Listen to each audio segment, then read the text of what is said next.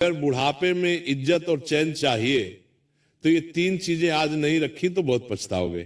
प्यारे भक्तों, जरा मन लगाकर सुनिए। बुढ़ापा कोई एक दिन में नहीं आता, लेकिन बुढ़ापे का दुख जवानी की छोटी छोटी गलतियों से जन्म लेता है। शास्त्र कहते हैं जिसने समय रहते ये तीन चीजें अपने पास नहीं रखी, उसके जीवन में न सम्मान टिकता है, न सुख और न ही अपनों का सहारा। आज वही व्यक्ति जिसकी जवानी में सब इज्जत करते थे, बुढ़ापे में एक कोने में चुप बैठा रह जाता है। अब आगे जो मैं बताने जा रहा हूं वो कोई कहानी नहीं, बल्कि जीवन का ऐसा सत्य है जिसे जिसने भी अपनाया उसका बुढ़ापा आशीर्वाद बन गया। तो मन को शांत करके सुनिए, क्योंकि ये तीन चीजें आज संभाल ली तो बुढ़ापे में सम्मान, सुख और शांति तीनों आपके कदम चूमेंगे। तो प्रेम से बोलिए जय श्री कृष्णा। और इस पावन कथा को अंत तक ध्यान से सुनिए। गांव का नाम था देवपुर। कच्ची गलियां, पीपल की घनी छांव और चौपाल पर बैठते हुए लोग, जिनकी बातों में भी मिट्टी की सौंधी महक होती थी।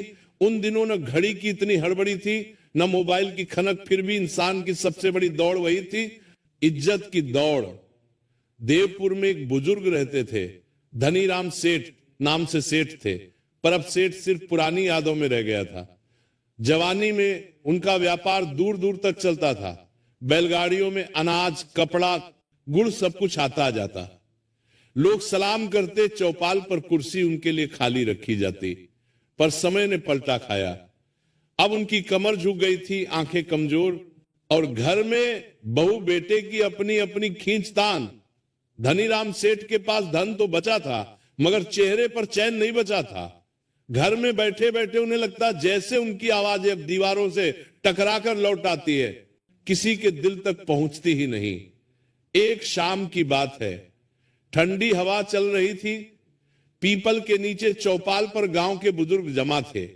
वहां गिरधारी पंडित भी थे, जिनकी उम्र तो धनीराम सेठ से भी ज्यादा थी, मगर चेहरे पर ऐसी चमक जैसे अंदर कोई दीपक जलता हो। गांव के बच्चे भी उनकी गोद में बैठ जाते, बहुएं भी आदर से पानी रख जाती, और जवान भी उनके सामने ऊंची आवाज में बात नहीं करते। धनीराम सेठ ने मन ही मन एक टीस महसूस की। उन्हें लगा ये पंडित जी मेरे जितने ही बूढ़े हैं, फिर इन्हें इतना सम्मान क्यों, और मुझे मेरे अपने घर में ही कोई पूछता नहीं। धनीराम सेठ ने उसी वक्त पंडित जी से कहा, पंडित जी एक बात बताइए, बुढ़ापे में आदमी को सुख और सम्मान दोनों कैसे मिलता है? मैं तो सब कुछ कमाकर भी खाली रह गया। गिरधारी पंडित ने धनीराम की ओर देखा। उनकी आंखों में तंज नहीं था, बस अनुभव था। उन्होंने धीरे से कहा, सेठ जी, सुख और सम्मान बुढ़ापे में नहीं कमाया जाता, वो तो जवानी में बोया जाता है। बुढ़ापा सिर्फ फसल काटने का समय है। धनीराम सेठ ने बेचैनी में पूछा, तो फिर बोना क्या चाहिए था? पंडित जी ने पीपल की जड़ की ओर इशारा किया। देखिए, इस पेड़ को इसकी जड़ें जितनी मजबूत, पेड़ उतना स्थिर। इंसान की भी तीन जड़ें होती हैं। जो ये तीन चीजें अपने पास रख ले, बुढ़ापे में उसे कोई हिला नहीं सकता, ना घर, ना दुनिया, ना समय। धनीराम सेठ जैसे चौकन्ने हो गए।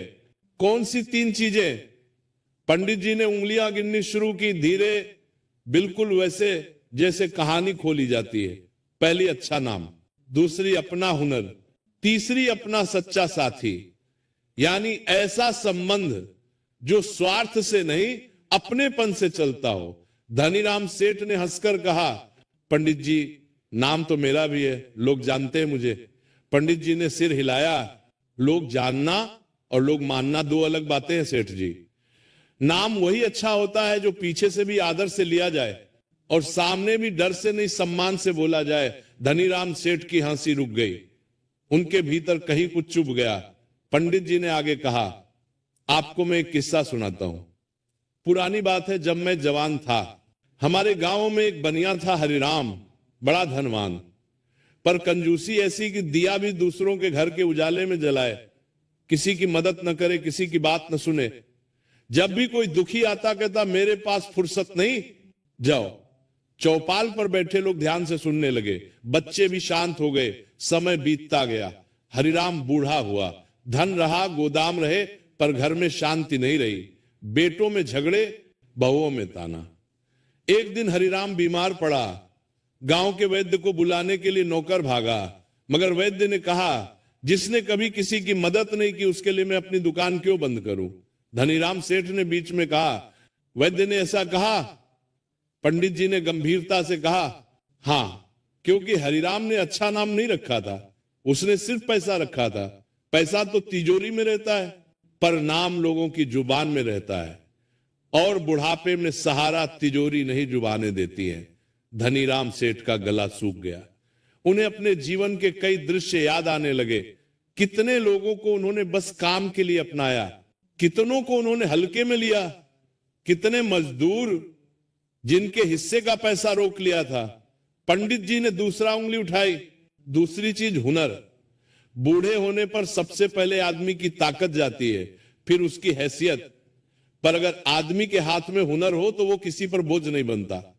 धनीराम सेठ ने धीमे स्वर में कहा, हुनर तो कारीगरों के पास होता है पंडित जी, मेरे पास तो बस व्यापार था।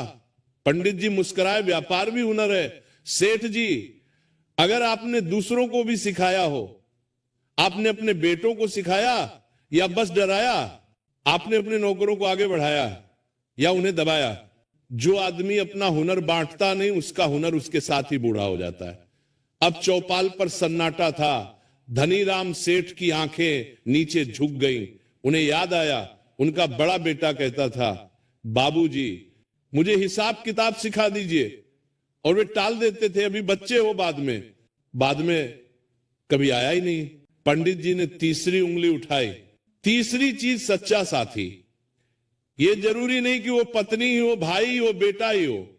सच्चा साथी वह है जो आपके बुढ़ापे में आपकी बात सुने, आपके डर को समझे और आपको अकेला न महसूस होने दे। धनीराम सेठ ने एक लंबी सांस ली। मेरे घर में तो लोग हैं, फिर भी मैं अकेला हूं। पंडित जी बोले, क्योंकि घर में लोग होना और दिल में जगह होना दो अलग बातें हैं। आपने जिंदगी भर रिश्तों को आदेश से चलाया, अपनापन से नहीं। अब बुढ़ापे में आदेश नहीं चलता। सेठ जी सिर्फ अपनापन चलता है। धनीराम सेठ के होंठ काम गए। शायद पहली बार उन्हें अपने भीतर की सच्चाई का स्वाद कड़वा लगा। उसी वक्त चौपाल के कोने से एक आवाज आई। ये गांव का पोस्टमैन मंगतराम था, जो हांफता हुआ आया और बोला, सेठ जी, आपके शहर वाले बेटे का खत आया। धनीराम सेठ ने कांपते हाथों से खत लिया। ऊपर लिखा था, जरूरी बात। धनीराम सेठ ने कांपते हाथों से खत लिया। उनकी धड़कन तेज हो गई। उन्होंने खत खोला और पढ़ते पढ़ते उनका चेहरा पीला पड़ गया। गिरधारी पंडित ने पूछा, क्या लिखा है? धनीराम सेठ ने भारी आवाज में कहा, लिखा है, वो शहर में कर्ज में डूब गया है और वो चाहता है कि मैं खेत बेच दूं जल्दी, नहीं तो वो वापस गांव नहीं आ पाएगा। चौपाल पर जैसे हवा भी रुक गई। धनीराम सेठ का हाथ कांप रहा था और उसी पल उन्हें पंडित जी की तीन बातें, अच्छा नाम, हुनर, सच्चा साथी, तीनों एक साथ याद आ गई। धनीराम सेठ ने धीरे से कहा, पंडित जी, अब बताइए, इतने साल बाद मैं ये तीन चीजें कैसे रखूं, कैसे बचाऊं, कैसे बनाऊं?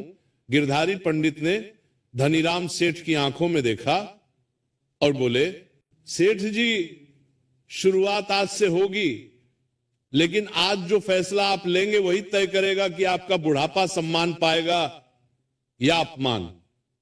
धनीराम सेठ ने खत को फिर देखा। खेत बेच दें या बेटे को मना कर दें, या कोई तीसरा रास्ता जो उनके टूटे रिश्तों को भी जोड़ दे और उनके नाम को भी बचा ले? पीपल के पत्ते सरसराए जैसे समय खुद कह रहा हो, अब बोलो सेठ, क्या करोगे? धनीराम सेठ देर तक खत को देखते रहे। फिर उन्होंने उसे मोड़कर अपनी धोती के पल्लू में रखा और बिना किसी को जवाब दिए घर की ओर चल दिए। रास्ते भर उनके कानों में गिरधारी पंडित के शब्द गूंजते रहे, बुढ़ापा सम्मान से कटेगा या अपमान से, ये आज के फैसले से तय होगा। घर पहुंचे तो आंगन में बहू चूल्हे पर रोटी सेंक रही थी। धनीराम ने पानी मांगा। बहू ने बिना देखे लोटा बढ़ा दिया, जैसे कोई औपचारिकता निभा रही हो। धनीराम ने पानी पिया और पहली बार नरमी से कहा, बहुत थक जाती होगी, आज मैं खुद कुएं से पानी भर लाऊंगा। बहुत चौंककर उनकी तरफ देखने लगी, जैसे उसने गलत सुन लिया हो। उसी समय छोटा पोता मिट्टी में खेलता हुआ आया। धनी राम ने उसे पास बुलाया, सिर पर हाथ रखा और बोले, कल से तू मेरे साथ बैठा करेगा, मैं तुझे हिसाब लिखना सिखाऊंगा। बहू की आंखों में थोड़ा सा भाव बदल गया। घर का माहौल जैसे पहली बार कुछ हल्का हुआ। धनीराम फिर अंदर गए।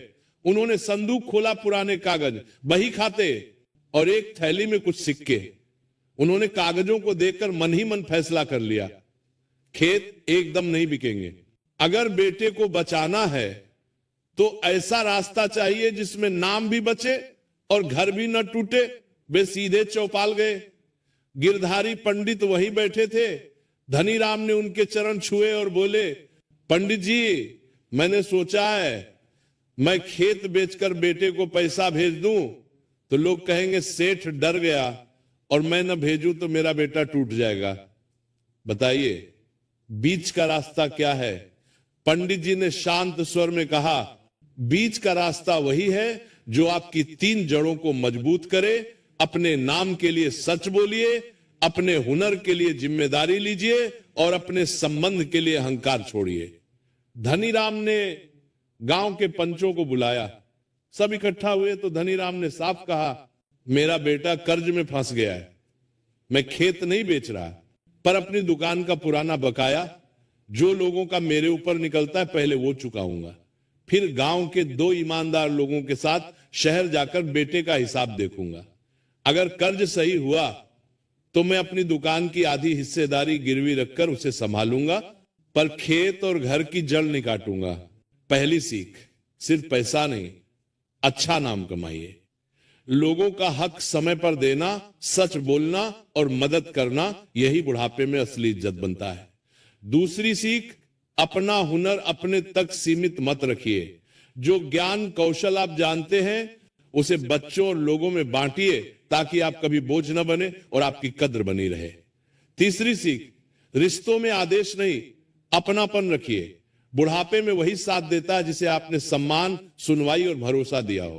प्रिय दर्शक बंधु, कथा समाप्त होने से पहले मैं आपसे सिर्फ इतना ही कहना चाहता हूं, आपके एक छोटे से क्लिक में किसी की जिंदगी बदलने की ताकत छुपी है।